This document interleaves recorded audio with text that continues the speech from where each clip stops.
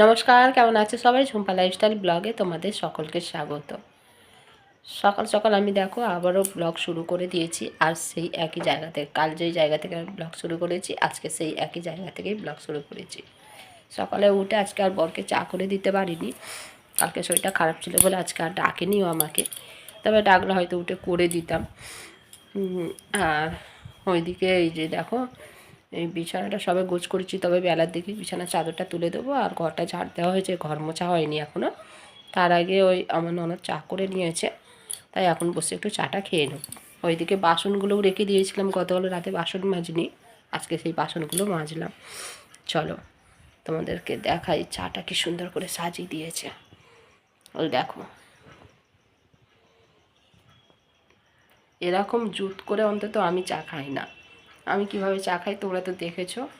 ওই একটা স্টিলের একটা মগ টাইপের আসে, আমি তাতে করেই চাটা খাই।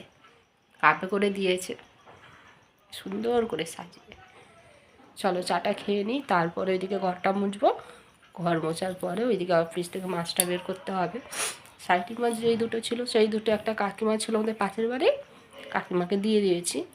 আর কালকে সেই কী বলে পার্শে মাছ, সেই ভাঙুর পার্শে, ওই পার্শেটা আছে বের করব। আর কিছু সবজি করতে হবে, সবজিগুলো আবার ফ্রিজের মধ্যে নষ্ট হয়ে যাবে।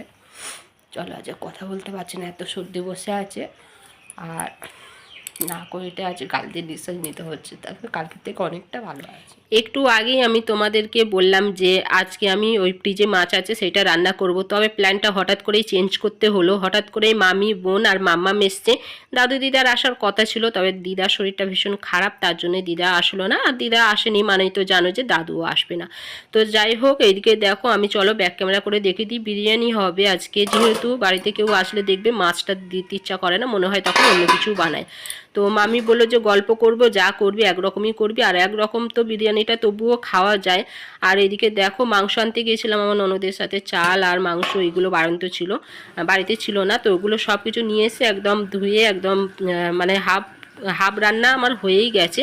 এই যে আলুটা সিদ্ধ করে ভাজাও হয়ে গেছে। এখন দেখো এদিকে পকোড়া বসিয়ে দিয়েছি, তবে সেগুলো তোমাদের সাথে আর কোনোভাবেই শেয়ার করার অবস্থায় আমি ছিলাম না, কারণ এক হাতে কাটা ধোয়া সব কিছু করতে গেলে না, যে ক্যামেরাটা অন করব আমি, না যদি ক্যামেরা অন করতাম আমি নিজে পাগল হয়ে যেতাম। ওই যে মামাকে ওই ঝাল ছাড়া কয়েকটা পকোড়া বানিয়ে দিয়েছি, সেটাই মাম্মাম সোনা খাচ্ছে। চলো ওইদিকে তোমাদেরকে দেখাই যে বিরিয়ানির ভাতটা হয়ে গেছে।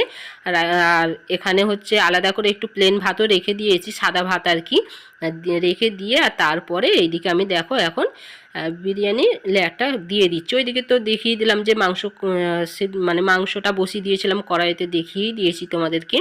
তবে আমার বর জানে না, ও এসে পুরো অবাক হয়ে যাবে, যে মানে হঠাৎ, ও তো হঠাৎ এসে দেখবে, ও একটু অবাক হয়েই যাবে। আর তো হচ্ছে মামি ওখানে বসে আছে, বোনও বসে আছে, সবাই মিলে গল্প করছে, ওদের সাথেই আমি গল্প করছিলাম। চলো যা যা দেওয়া সব কিছুই আমি এখানে দিয়ে দিচ্ছি। আর প্লেন ভাতটা রাখার কারণ আমার বরকে তো ফোন করিনি, ওকে একটু অবাক করাবো বলে, সারপ্রাইজ দেবো বলেই আর কি। ওকে তো ফোন করিনি, ওর আবার মতি না অন্য কিছু, ও যদি বলে যে বিরিয়ানি তখন আমি একটু সমস্যা, তার জন্যই আলাদা করে একটু মানে সাদা ভাত রেখে দিলাম। আর ওইদিকে একটু মাংস, আমার ননদ ওইদিকে মাংস করেছে, ওকে হচ্ছে বলেছিলাম যে একটু ঝাল ছাড়া মাংস দেওয়ার জন্যে, মাম্মামের জন্যে। তো ও একটু ওইটা বানিয়ে রেখে দিয়েছে, তো ওইটা দেবে যদি সেরকম মনে হয় তাহলে ওই মাংসটাকে দেবো। আর এখান থেকে তো বিরিয়ানির মাংস আছেই, আর যদি আমার বর একটু বিরিয়ানি খাই তাহলে সমস্যা নেই। চলো এখন আমি দমে দেবো, দমে বেশিক্ষণ রাখতে পারিনি জানো তো, জানি না কেমন কী হবে, তবে সেটা খাবার করেই আমার বরকেই জিজ্ঞাসা করবো। চলো এখন লেয়ারটা তো সব দেওয়া হয়ে গেছে, এবারে আমি গ্যাসের মধ্যে বসিয়ে দিয়ে দেখো হয়ে গেছে সব কিছু। এখন ওই এক সাইডে পকোড়া ভাজছি, আর এইদিকে বাসনগুলো মেজে নিই। চলো তো দেখো সব কিছু হয়ে গেছে, একদম রেডি করে চলে এসেছি খাওয়ার জায়গায়। হয়েছে গো, ভালো হয়েছে একটু।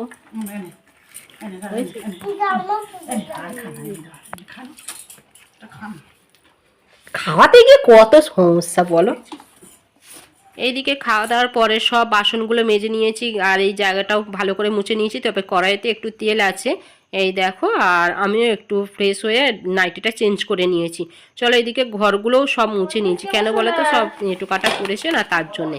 আর এখন সন্ধ্যা হয়ে এসছে আর মামি বোন বাড়ি যাবে বলছে, তাই এখন একটু আমি ওই ঠান্ডা দেব আর একটু সন্দেশ এনেছে আমার বর, সেইটা তো আর দুপুরে দেওয়া হয়নি, তো সেইটাই এখন আমি দিয়ে দেবো। চলো, মনটা খারাপ লাগছে, এই যে বাড়ি যাবে বলছে, এতটা সময় কত সুন্দর আনন্দ করে কাটালাম আর এখন বাড়ি চলে যাবে বলেছিলাম থাকার জন্যে, তবে থাকবে না। আর ওইদিকে নাই অনেকটা বিরিয়ানি থেকে গেছে, মামিকে তাই বললাম যে বোন তো বিরিয়ানি খেতে ভালোবাসে, তাহলে একটু নিয়ে যাও, তবে এই যে বাচ্চা নিয়ে এসছে তো ও তাই নিয়ে যেতে চাইলো না। চলো এখন এটা আমি দিয়ে দিই, ঠান্ডা খাও, আর ওই তো কিছুটা সময় এখন একটু গল্প করি, তোমাদের সামনে যদি পারি আসবো, আর তা নাহলে হয়তো ব্লগটা এখানে হয়তো আমি শেষ করে দিতে পারি। আর ওই যে যা বিরিয়ানি আছে ওটা আমার খেয়েও থেকে যাবে, হয়তো আমাকে ওটা আবার কালকেও ওইটাকে তুলতে হবে, আর একটু সাদা ভাতও আছে। আর এখানে মামাম যেহেতু ঘুম থেকে উঠেছে না, তাই এখন একটু ও মানে বায়না করছে, কান্না করছে, যে মানে ও ঠিক করতে পারছে না যে ও কী করবে, এখানে থাকবে নাকি ওদের সাথে যাবে। তো সে ওই জন্যে মামামকে ভোলানোর জন্য এখন সবাই মিলে পড়েছি। আর আমি এইদিকে সব তো মানে কি মনটা তো খারাপও লাগছে, মামি যখন শাড়ি পরছে ওদের সাথে কথাও বলছি, খারাপ লাগছে, একা একা তো থাকি, তোমরা জানো কেউ আসলে একটু ভালোই আমার সময়টা কাটে। তো যাই হোক, চলো এই যে এখন বাড়ি যাওয়ার পালা। চলো আজকের ব্লগটা এখানেই শেষ করে দিই, আর ভালো লাগছে না গো। ভালো থেকো তোমরা, যদি ব্লগটা ভালো লাগে লাইক করে দিও।